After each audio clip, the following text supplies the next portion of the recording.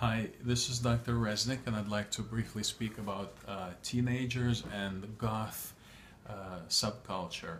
There's an article came out in the British Journal of Psychiatry called the Lancet Psychiatry, and I'm putting a link there, and talks about teenagers who are into Goth subculture, and the study followed more than 14,000 teenagers with surveys investigating various components of mental health and other things, and they're just reporting on this one particular thing, that those who reported being in a Goth subculture at age 15, by age 18 were scoring more than 3 times higher on the depression scale, or they were more than 3 times more likely to score high on the depression scale, and more than 3 times more likely to do self-harm, like cutting and other self-harm behaviors.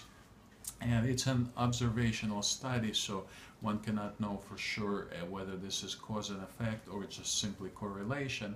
Nevertheless, the fact is that that's what happens. And so what do you do if your teenager is into Goth?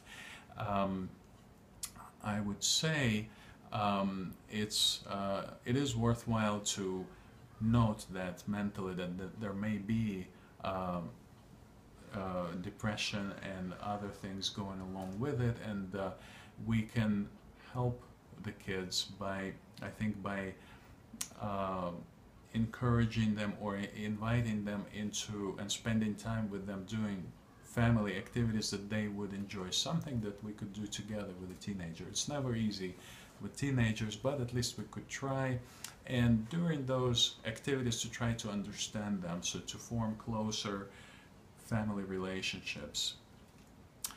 And so that's one component. The other one would be to encourage them to do other extracurricular activities that are not Goth related, perhaps sports and other things that would draw them into other more constructive and creative activities, whether it's art, sports, or other things where they could express themselves in a different way,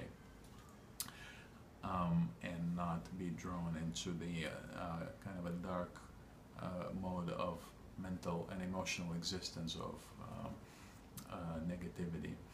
And finally, to avoid criticizing them for the Goth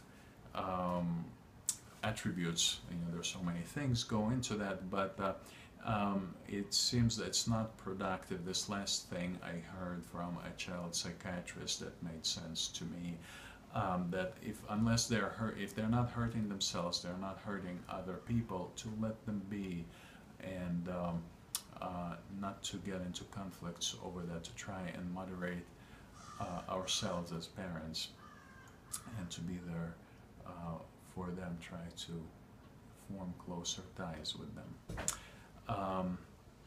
Thank you, and hope this will be useful.